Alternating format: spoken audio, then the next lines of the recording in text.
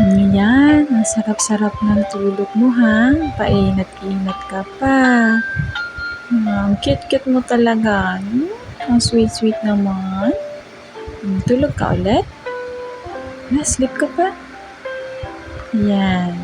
Tulog ka ha. Ang cute-cute niya guys. Para siyang totoong baby talaga. Natutulog yan sa kamay ko. Hinahanap niya kasi yung init ng nanay niya. Cute-cute niya.